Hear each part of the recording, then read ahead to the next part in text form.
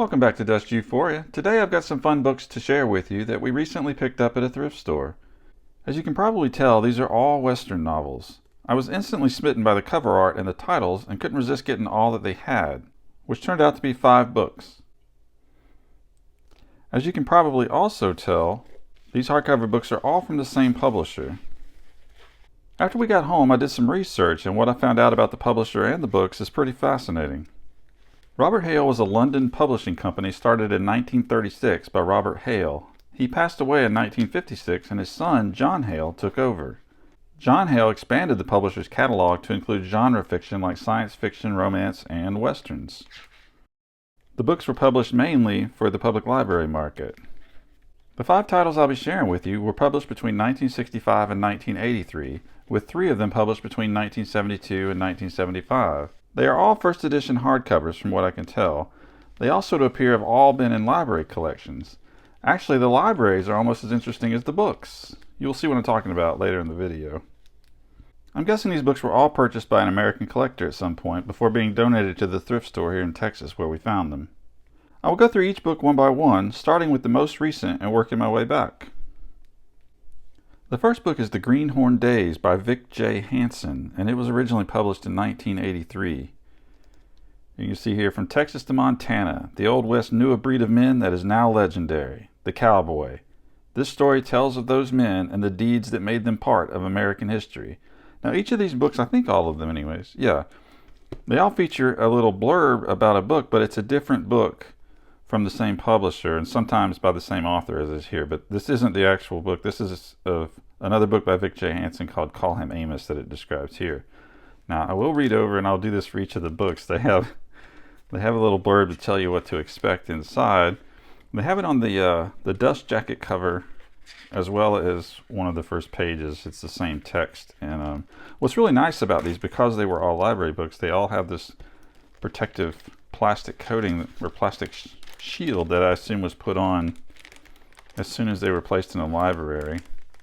You can see here, plastic clear, Just-A-Fold 2, adjustable book jacket cover, made in the USA. So, I mean, these could have been put on later, but judging from the excellent condition of the books and the fact that none of them seem to be worn too much on the covers, tells me that these were actually put on right when they were purchased. And you can tell here, you'll see in the other books, this is where the price of the books was usually placed. And this library must have had a pretty creative pair of scissors where they clipped the price out from the jacket. And as you can see here, this was part of the Bruce County Library, which is in Ontario, Canada.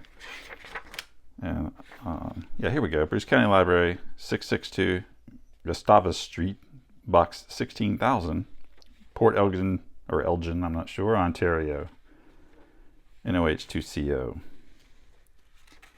This is actually the only book that was from a library in North America. So that's kind of unique. It made it over the Atlantic.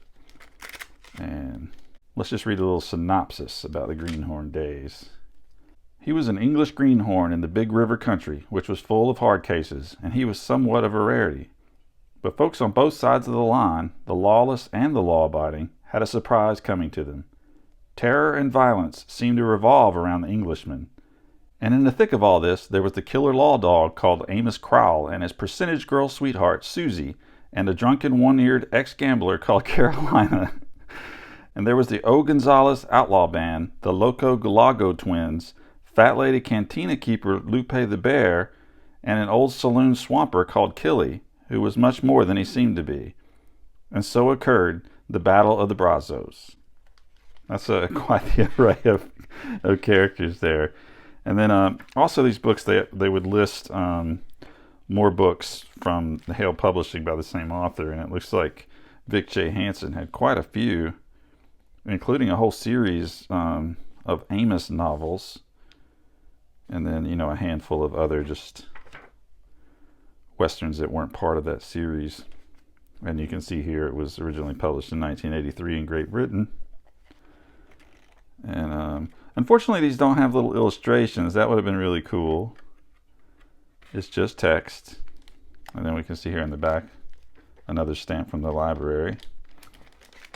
We got some initials here, BR. And it looks like there was something here where perhaps the library card was taped in, or the dust jacket, I'm not sure. Yeah, maybe that's where the library card was and they removed it. So yeah, that's Greenhorn Days. The most recent book from 1983 by far. It almost goes back a decade before we get to the next book. And that next book is Red Bluff Renegades by Frank Sylvester. Check out, this is a great painting. And it wraps around to the spine. It's got this silhouette of a figure with a rifle back here, and in the foreground, got the cowboy with the pistol. And this one says, from Texas to Montana, the Old West knew a breed of... Oh, wait. And it wasn't until I just flipped this over that I realized these opening blurbs are the same. I don't know if they stay the same through all of these. That's pretty interesting, part of their branding. And then this one has a blurb from another Frank Sylvester book called The Palomino Kid. That's kind of neat. All right, and this one was originally published, let's see, in 1975. And it was owned by, that stamp's hard to read. Oh, here we go. The Seafarers Education Service. I went to look this up, and the Seafarers Education Service is very fascinating. Here's a quote I got from the website. The main driving force behind the idea of seafarers' adult education was Albert Mansbridge, the founder of the Workers' Educational Association. He was inspired by the poor conditions of seafarers he saw on his many voyages. He believed that education and the pursuit of knowledge were vital to the understanding between men and, quote, an essential aspect of life in a democratic society, unquote. SES's first step to adult education was to establish Crew's library on board ships. Thanks to his cooperation with Lawrence Holt, the owner of the Blue Funnel line, the first library was installed on board SS Aeneas, which sailed from London to Brisbane on the 29th of May in 1920. By the time this book was published in 1975, the Seafarers Education Service offered books, films, tutors, college degrees, and more. And what's interesting, you can read it on the plate here. Any unauthorized person found in possession of this book is liable to prosecution. Aboard ship, it should be returned to the librarian when finished with. Ashore, it should be returned, postage will be refunded, to Mansbridge House, 207 Balham High Road, London, SW17. So that's pretty cool. I love the idea that this actual book spent time on one or more ships and was read by the crew. It's neat to think about a sailor out on the ocean reading stories about cowboys in the western United States. So let's see what Red Bluff Renegades is about here. Dan Charles had ambitions to be somebody, to set up in business with his half-brother Will Street. But Will Street was murdered, and that triggered off powerful reactions in Dan, who gave himself the task of seeking out the organization of contract killers who had disposed of Will. Dan's ploy was to set himself up as a victim. After that, he had troubles. Anna and Jerry Benson were also attempting to investigate the organization. Between them, they learned why their kin had been killed. The victims were on a man's vengeance list. With one victim to go, they found out the renegade leader's identity and met him head-on in a clash which claimed 6 more victims. A savage toll, but one which finished the criminal group altogether. Major spoiler alert there. 2 years before Red Bluff Renegades, Thunder in Montana by Jim Bowden was published. And this one so it has the same blurb, and it has a blurb from The Left-Hand Gun by Will Bradford, which is a different author. I don't know if Jim Bowden had other books. Let's check. This one has a price tag too, $110. Let's see. Oh man, yeah.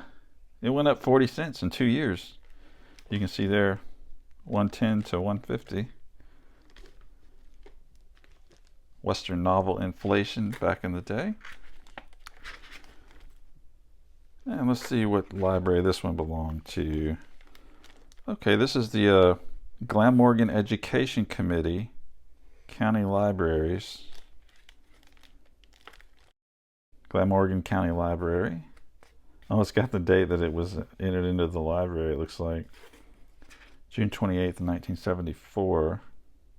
I looked up this library, and it looks to be located in Wales. So far we've got Canada, the seafarers' education, which who knows where that was, and then now we have one in Wales. Let's see what Thunder in Montana is about here. When Mike Langton and his friends decide to settle and farm in Montana, they find tolerance and understanding from Zeke Headley, but conflict from other cattlemen determined to keep an open range. Attempts to run the nesters out of the territory, to throw Headley against Langton, result in beatings, arson, rustling, and attempted rape, as rough justice is meted out. A hard-riding story pounds to a breathtaking climax as stampeding hooves thunder in Montana. All right. That's good. This one looks almost like a photograph, I think. A cowboy with his gun. It's not a painting like those two. I will step 1 year back to 1972 for Bushwhack Country by Alvin Ripley.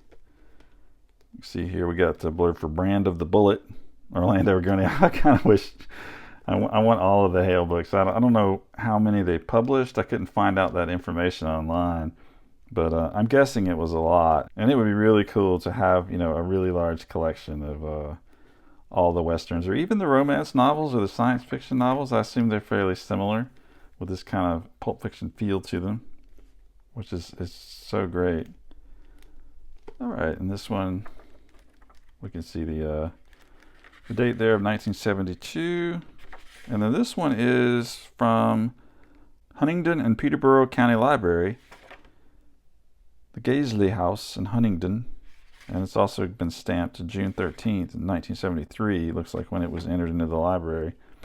And then it was stamped as withdrawn from Cambridgeshire Libraries. There's no date when it was taken out of the library. There is a date, there is a stamp here though. It's just September of 1985, 1983. So perhaps that's when it was removed. The same protective sleeve on the dust jacket. Those could have been later. It seems strange that they would be using the same brand, same kind of sleeve at multiple different libraries over a period of, what would this be, 65 to 83, like 18 years. Anyways, all right, well, let's see what Bushwhack Country has for us. Brad Gifford had ridden off from the small cattle outfit owned by his father with the promise to return in a year. Fiddle-footed, it took 6 years to get the wanderlust out of his system. It was a changed range that Brad came back to. His father was dead, the victim of a bushwhacker's bullet, and the ranch was little more than a shanty that housed the phantoms of former years. To the north was the land-hungry cattleman Calhoun. To the south squatted the proud and arrogant sodbusters. The air vibrated with the threat of violence, awaiting the single spark it would require to ignite the powder keg of fears and smoldering fury. Whew. Looks like it was $1.10 or £1.10 before the year before the other book. Didn't go up during that time. Well, it looks like I didn't even think to look on the back jacket. There's also a blurb here. Looks like a whole other book. Yeah, so Rogue's Justice by Dan Royal is summed up on the back flap of this one. Let's just take a quick peek here. Trail to Texas by Jim Bowden. That's the same author. It's strange that they didn't give him that billing on the back of the cover. And then, oh, this one's blank. And let's see what the 83. Okay, yeah, that's another Vic J. Hanson book. Not sure why they skipped out on that one. And they added it on all of these.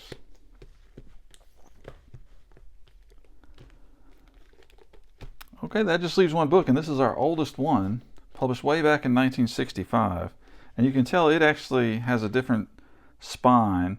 I wasn't able to find a lot of information about these particular titles, but I could find some information about Robert Hale and some other books, Western books that were published. I mean, a few of these are listed online, but it's still not a lot of information. And but you could tell that the earlier books shared this same sort of theme for the spine, and then it changed over to this with the Robert Hale towards the bottom, and then just Hale later on.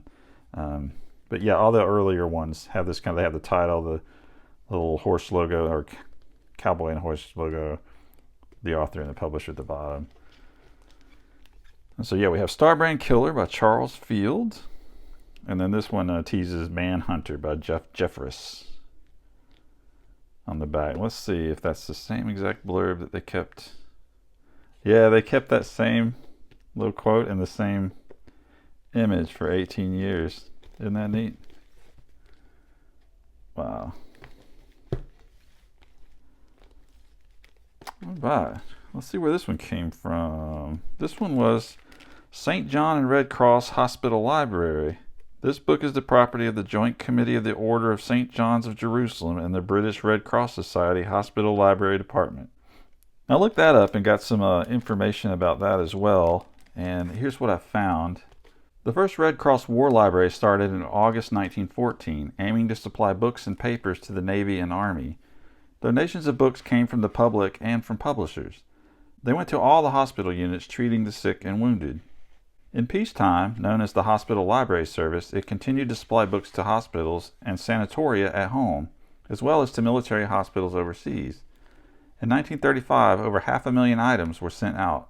During the Second World War, the Red Cross and St. John Hospital Library Service provided books, magazines, and illustrated papers for service patients in hospitals and convalescent homes at home and overseas.